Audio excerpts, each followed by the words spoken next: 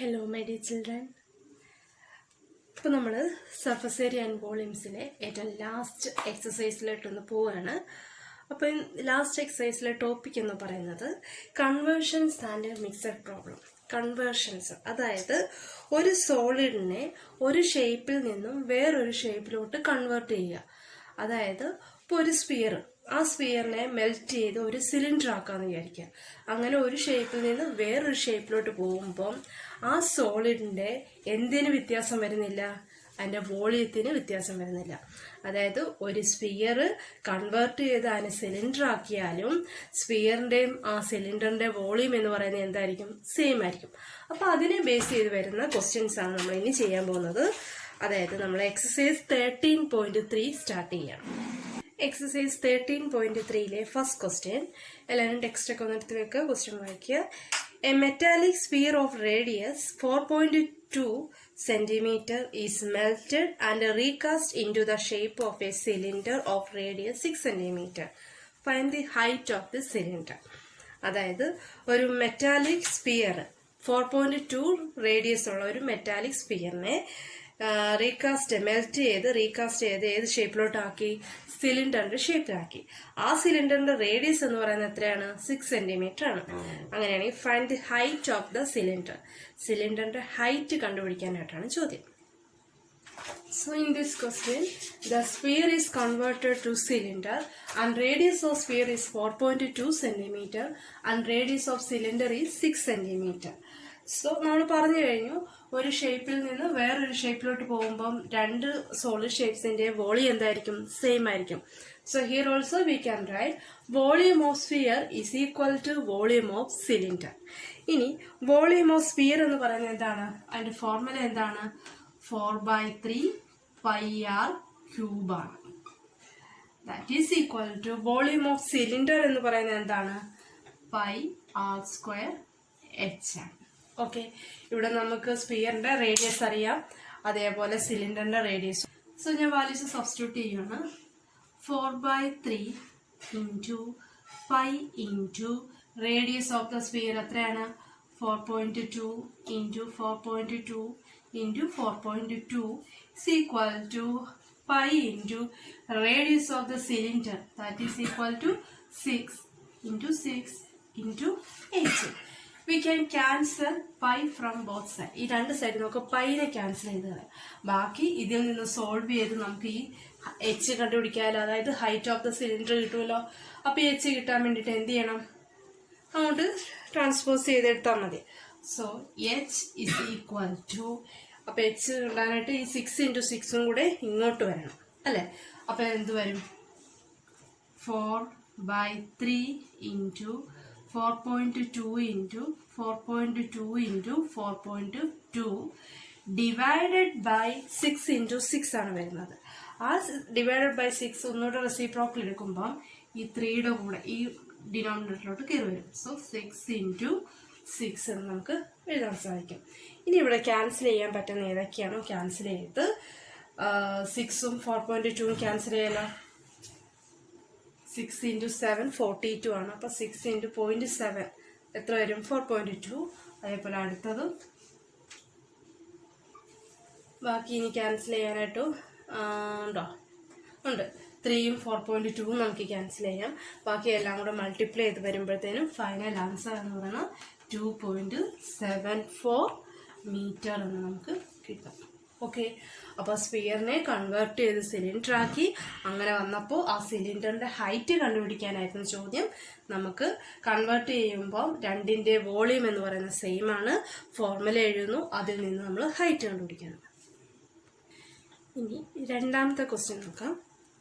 Metallic sphere of radius 6 cm, 8 cm, 10 cm respectively are melted to form a single solid sphere. Find the radius of the resulting sphere. അതായത് 6 centimetre, 8 centimetre, 10 centimetre റേഡിയസിലുള്ള 3 metallic സ്പിയറുകൾ, അവയെല്ലാം കൂടെ ഒരുമിച്ചാക്കി melt ചെയ്ത് അതെല്ലാം കൂടെ ഒരുമിച്ച് ഒരു വലിയൊരു sphere ആക്കി. അങ്ങനെയാണെങ്കിൽ ആ വലിയ സ്പിയറിന്, അതായത് ആ പുതിയതായിട്ട് ഫോം ചെയ്ത റിസൾട്ടിങ് സ്പിയറിന്റെ എന്ത് കണ്ടുപിടിക്കണം? റേഡിയസ് കണ്ടുപിടിക്കാനായിട്ടാണ് നമ്മുടെ ചോദ്യം.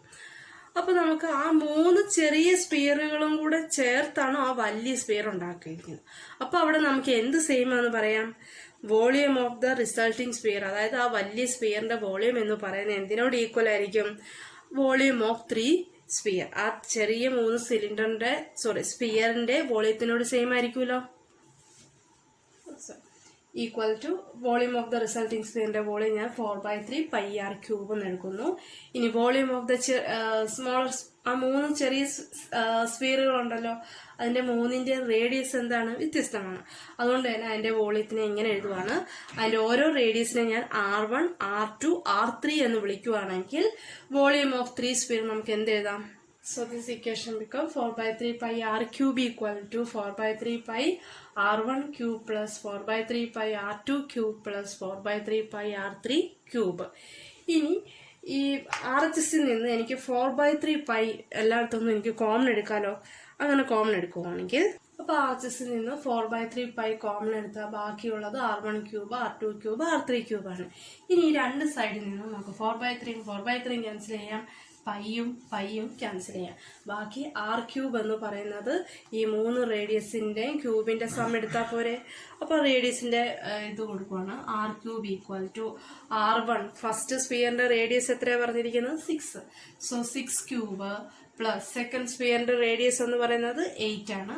സോ 8³ പ്ലസ് തേർഡ് സ്പിയറിന്റെ റേഡിയസ് എന്ന് പറയുന്നത് 10 ആണ്. So equal to 10³. ഇതിന്റെ എല്ലാം ക്യൂബ് എടുത്തിട്ട് ആഡ് ചെയ്യുന്നു. 6³ എന്ന് പറയുമ്പോൾ 216 പ്ലസ് 8³ എന്ന് പറയുന്നത് 512 പ്ലസ് 10³ എന്ന് പറയുന്നത് എത്രയാണ്? 1000. ഇനി ഇത് 3 കൂടെ ആഡ് ചെയ്യുമ്പോൾ നമുക്ക് കിട്ടുന്നത് 1728 എന്നാണ്. അതായത് R³ ആണ് കിട്ടുന്നത്. Therefore R എന്ന് പറയുന്നത് ക്യൂബ് റൂട്ട് ഓഫ് 1728. ഇതിന്റെ ക്യൂബ് റൂട്ട് കണ്ടുപിടിക്കണം. അതായത് നമ്മൾ സ്ക്വയർ റൂട്ട് കണ്ടുപിടിക്കുന്നത് 1728 ഇതേപോലെ പ്രൈം ഫാക്ടർ ചെയ്ത് ഇങ്ങനെ ഡിവൈഡ് ചെയ്ത് എന്നിട്ട് 3 എണ്ണം വെച്ച് പെയർ ചെയ്യുക. ഓക്കെ, അപ്പൊ അങ്ങനെ ക്യൂബ് റൂട്ട് കണ്ടുപിടിക്കും. നിങ്ങൾ ഓൾറെഡി പഠിച്ചിട്ടുള്ള കാര്യമാണ്. ക്യൂബ് റൂട്ട് കണ്ടുപിടിക്കുമ്പം കിട്ടുന്നത് 12. So radius of the resulting sphere എന്ന് പറയുന്നത് എത്രയാണ്? 12 സെന്റിമീറ്റർ ആണ്. നെക്സ്റ്റ് മൂന്നാമത്തെ question. A 20 meter deep well with a diameter 7 meter is dug and the earth from the digging is evenly spread out to form a platform 22 meter by 14 meter dimension. Find the height of the platform. അതായത് 20 metre ആഴവും 7 metre ഡയമീറ്ററും ഉള്ള ഒരു വലിയൊരു കിണർ. ആ കിണർ കുഴിക്കുമ്പോൾ അതിൽ നിന്ന് കുറച്ച് നമുക്ക് മണ്ണ് കിട്ടുമല്ലോ. ആ മണ്ണെല്ലാം കൂടെ നിരത്തി അവിടെ ഈ കിണറിന്റെ ചുറ്റും ഇങ്ങനെ നിൽക്കാനായിട്ടുള്ള ഒരു പ്ലാറ്റ്ഫോം നിർമ്മിച്ചു. ഇനി ആ പ്ലാറ്റ്ഫോമിന്റെ ഡയമെൻഷൻസ് തന്നിട്ടുണ്ട്. എന്താണ്? നീളം 22 മീറ്റർ, വീതി 14 മീറ്റർ ആണ്. അപ്പോൾ നമുക്ക് ആ കിണർ നമുക്ക് വെള്ളം കോരാനായിട്ടൊക്കെ നിൽക്കുന്ന ഒരു ചെറിയൊരു പ്ലാറ്റ്ഫോം, അത് നമ്മൾ ഏത് ഷേപ്പിലാണ്? ലെങ്ത്തും ബ്രെഡ്ത്തും തന്നിട്ടുണ്ട്, ഹൈറ്റ് ആണ് കണ്ടുപിടിക്കുന്നത്. അപ്പോൾ അത് ഏത് റെക്ടാംഗുലർ ഷേപ്പിലായിരിക്കും അവർ ആ പ്ലാറ്റ്ഫോം നിർമ്മിച്ചിരിക്കുന്നത്. അങ്ങനെയാണെങ്കിൽ ആ റെക്ടാംഗിൾ ഷേപ്പിലുള്ള പ്ലാറ്റ്ഫോം എന്ന് പറയുമ്പം ഇച്ചിരി കട്ടി കാണും. അപ്പോൾ ആ തിക്ക് ഭാഗം കൂടെ വരുമ്പോൾ അതിനെ നമ്മളൊരു ക്യൂബോയിഡ് ആയിട്ടാണ് കൺസിഡർ ചെയ്യുന്നത്. ഓക്കെ, അപ്പോൾ അങ്ങനെയുള്ളതിൻ്റെ പ്ലാറ്റ്ഫോമിൻ്റെ ഹൈറ്റ് കണ്ടുപിടിക്കാനായിട്ടാണ് ചോദ്യം. So here I take the height of the platform be h1. അതായത് പ്ലാറ്റ്ഫോമിന്റെ ഹൈറ്റിനെ ഞാൻ h1 എന്ന് വിളിക്കുന്നു. ഇനി ഇവിടെ പറഞ്ഞിരിക്കുന്നത് കിണർ കുഴിച്ച് ആ മണ്ണുകൊണ്ടാണ് എന്തുണ്ടാക്കിയിരിക്കുന്നത്? പ്ലാറ്റ്ഫോം നിർമ്മിച്ചിരിക്കുന്നത്. അപ്പൊ നമുക്ക് പറയാം volume of the earth in the well. അതായത് കിണറിനകത്തുനിന്ന് പുറത്തെടുത്ത എർത്ത് മീൻസ് അവിടെ ആ മണ്ണിനെയാണ് ഉദ്ദേശിക്കുന്നത്. ആ മണ്ണിന്റെ വോളിയം എന്ന് പറയുന്നത് എന്തിനോട് ഈക്വൽ ആയിരിക്കും? അതുകൊണ്ട് നിർമ്മിച്ച ആ പ്ലാറ്റ്ഫോമിന്റെ വോളിയം എന്ത് തന്നെയായിരിക്കും? രണ്ട് സെയിം ആയിരിക്കത്തില്ലേ? അപ്പൊ കിണറിൽ നിന്നെടുത്ത മണ്ണിന്റെ അളവ് അല്ലെങ്കിൽ ആ കിണറിന്റെ ആ കുഴിച്ച അതിന്റെ വോളിയം എന്ന് പറയുന്നത് ആ പ്ലാറ്റ്ഫോമിന്റെ വോളിയത്തിനോട് ഈക്വൽ ആയിരിക്കും. കാരണം ആ മണ്ണിൽ നിന്നാണ് ആ പ്ലാറ്റ്ഫോം നിർമ്മിച്ചിരിക്കുന്നത്. എന്തുമാത്രം മണ്ണ് എടുത്തോ അത് അത്രയും സ്പ്രെഡ് ചെയ്താണ് അവിടെ പ്ലാറ്റ്ഫോം നിർമ്മിച്ചിരിക്കുന്നത്. അപ്പൊ രണ്ടിന്റെ വോളിയം എന്താണ്? സെയിം ആണ്. So we can write volume of the earth in the well is equal to volume of the earth in the earth of platform. ഇനി വെൽ എന്ന് പറയുമ്പോൾ നമ്മൾ അതിനെപ്പോഴും ഏതൊരു ഇതിലാണ് കൺസിഡർ ചെയ്യുന്നത്? ഒരു സിലിണ്ടർ അല്ലേ? അങ്ങനെയാകുമ്പം സിലിണ്ടറിന്റെ volume is equal to platform. ഞാൻ പറഞ്ഞു അത് എങ്ങനെ നമ്മൾ കൺസിഡർ ചെയ്യേണ്ടത്? റെക്ടാങ്കിൾ ഷേപ്പാണ്, അതിന് നീളമുണ്ട്, വീതിയുണ്ട്, കുറച്ച് ഹൈറ്റും കൂടെ വരുമ്പോൾ അത് ഏത് ഷേപ്പായി? ക്യൂബോയിഡായി. So here we can write the volume of cylinder is equal to volume of the cuboid. So volume of the cylinder is equal to pi r square h and volume of cuboid is equal to length into breadth into height ആണ്. ഇവിടെ കണ്ട രണ്ടിടത്തും height വരുന്നുണ്ട്. അതുകൊണ്ടാണ് പ്ലാറ്റ്ഫോമിന്റെ ഹൈറ്റിനെ h1 എന്ന് വിളിച്ചിരിക്കുന്നത്. കാരണം രണ്ടിന്റെ ഹൈറ്റ് സെയിം ആണോ? അല്ല. അപ്പൊ രണ്ടിനും രണ്ട് വേരിയബിൾസിലാണ് നമ്മൾ റെപ്രസെന്റ് ചെയ്തത്.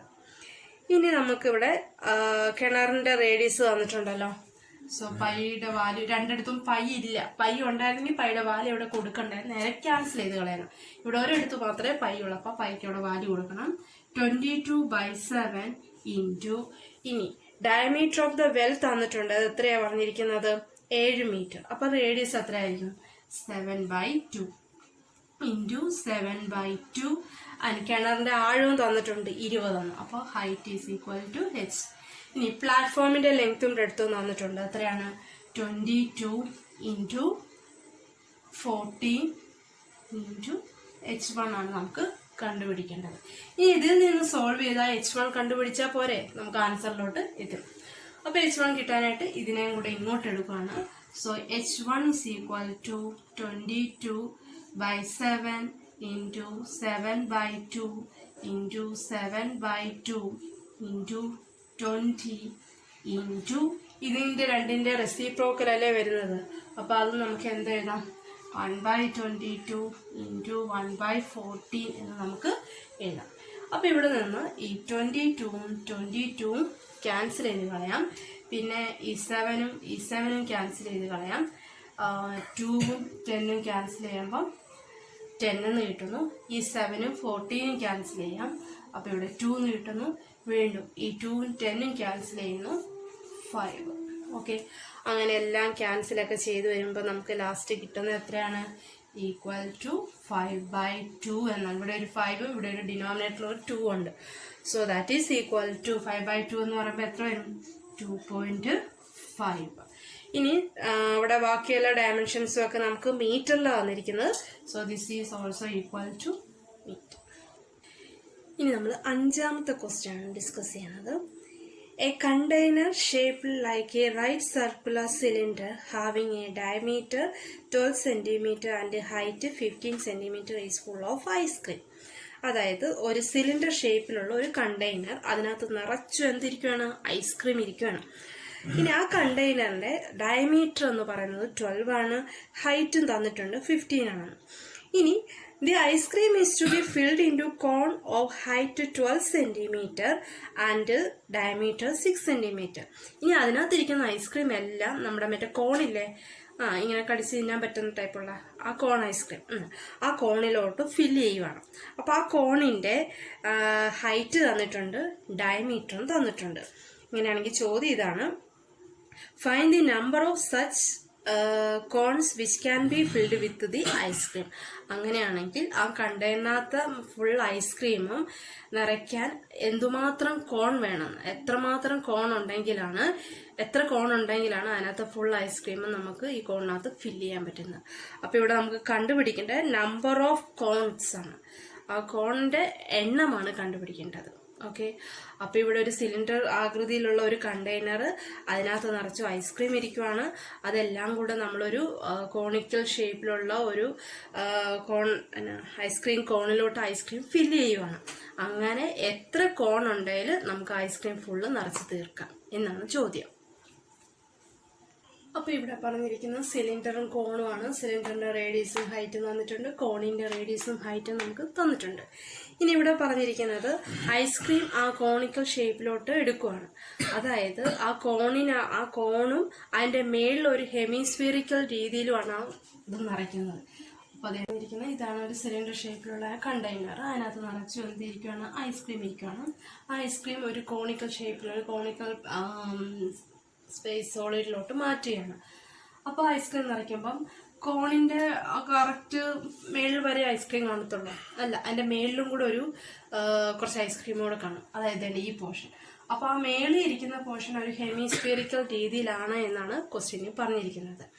അപ്പം ഇതിനകത്തുള്ള ഐസ്ക്രീം ഒരു കോണിലോട്ട് മാറ്റുമ്പോൾ കോണിനകത്തും പിന്നെ അതിന്റെ മേളിൽ ഒരു ഹെമിസ്ഫിയറിക്കൽ രീതിയിലോട്ടുമായിട്ടാണ് ഇതും ഐസ്ക്രീം ഫില്ല് ചെയ്യുന്നത്.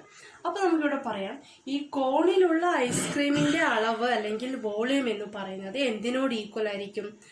ഇവിടെ volume of a cone plus volume of hemisphere. ഇതിന്റെ വോളിയവും കൂടെ കൂട്ടുന്നതല്ലേ ആ കോണിനകത്തിരിക്കുന്ന ഐസ്ക്രീമിന്റെ വോളിയം എന്ന് പറയുന്നത്. So here we can write volume of ice cream in the cone equal to volume of cone plus volume of hemisphere. ഇനി വോളിയം ഓഫ് കോൺ എന്താണെന്നും volume of hemisphere എന്താണെന്നും നമുക്കറിയാം. ആ ഫോർമുലാസ് എഴുതാൻ പോവാണ്. So equal to 1/3 pi r1 square h1 plus 2/3 pi r1 cube. ഇതിന്റെ രണ്ടെടുത്തും നോക്കി, ഈ കോണിന്റെ അതേ റേഡിയസിലല്ലേ ഈ സ്ഫിയറും വരത്തുള്ളൂ, ഹെമിസ്ഫിയറും വരത്തുള്ളൂ. അപ്പൊ രണ്ടിന്റെ റേഡിയസ് അവിടെ സെയിം ആണ്, r1 തന്നെയാണ് അവിടെ എടുക്കേണ്ടത്. ഇനി ഇവത്തിൽ നമുക്ക് കോമൺ ആയിട്ട് എന്തെടുക്കാൻ പറ്റും? ഇനി ഈ രണ്ട് ടേമിൽ നിന്ന് 1/3 pi r1 സ്ക്വയർ ഞാൻ കോമൺ എടുക്കുകയാണ്. കോമൺ എടുക്കുമ്പോൾ റിമൈനിങ് h1 പ്ലസ് 2r1 അത് ഞാൻ ബ്രാക്കറ്റിൽ കൊടുക്കുന്നു. ഇനി അതിന്റെ വാല്യൂസ് എല്ലാം നമ്മൾ സബ്സ്റ്റിറ്റ്യൂട്ട് ചെയ്ത് കൊടുക്കുകയാണ്.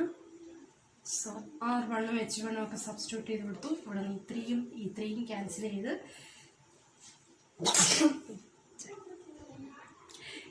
ചെയ്ത് എല്ലാം വരുമ്പോഴത്തേനും ഫൈനൽ ആൻസർ നമുക്ക് കിട്ടുന്നത് 54 പൈ എന്നാണ്.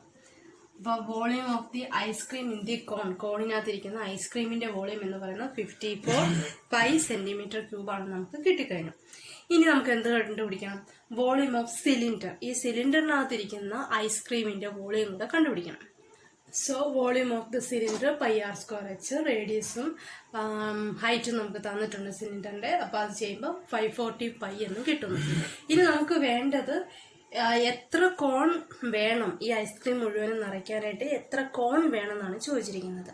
അപ്പൊ ഇവിടെ നമ്പർ കണ്ടുപിടിക്കാനായിട്ട് നമുക്ക് എന്ത് ചെയ്താൽ മതി? ഈ കണ്ടുപിടിച്ച രണ്ടെണ്ണത്തിന്റെ വോളിയൂംസ് തമ്മിലോട്ട് ഡിവൈഡ് ചെയ്താൽ മതി. ഇപ്പൊ ഇവിടെ വലുതെന്ന് പറയുന്നത് എന്തായിരിക്കും?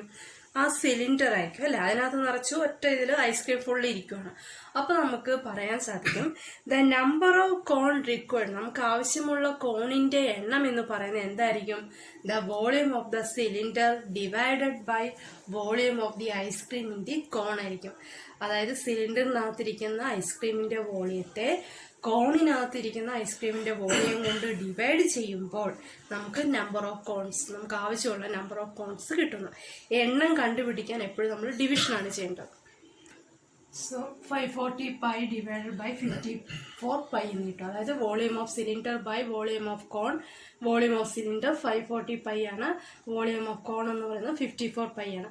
ഇപ്പൊ ഇവിടെ കണ്ടാൽ ഞാൻ രണ്ടിടത്തും പൈക്ക് വാല്യൂ ഇട്ട് കൊടുത്തില്ലായിരുന്നു, കാരണം ഇങ്ങനെ ഡിവൈഡ് ചെയ്യാനുള്ള പ്രോബ്ലം വരുമ്പോൾ ആ പൈയൊക്കെ ഓട്ടോമാറ്റിക്കായിട്ട് ക്യാൻസൽ ചെയ്ത് പൊക്കോളും. അപ്പോൾ പൈയൊക്കെ അങ്ങനെ തന്നെ ഇട്ടാൽ മതി.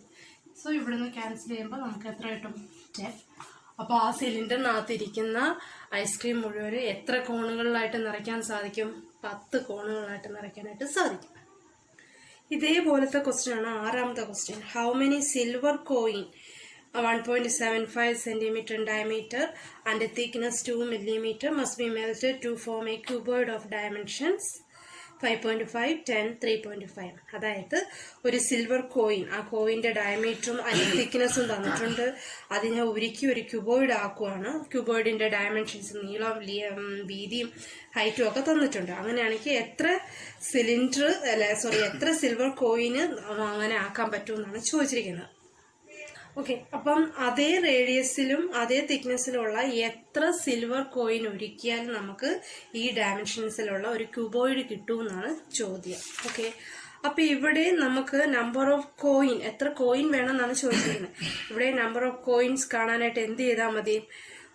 ക്യൂബോയിഡിന്റെ വോളിയത്തിനെ ഒരു സിൽവർ കോയിന്റെ വോളിയം കൊണ്ട് ഡിവൈഡ് ചെയ്താൽ മതി.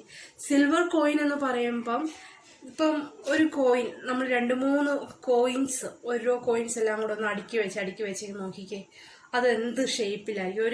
ഏത് സോളിഡിന്റെ ഫോമിലായിരിക്കും അത് ചെയ്യുന്നത്? സിലിണ്ടർ എന്ന രീതിയിൽ അല്ലെ.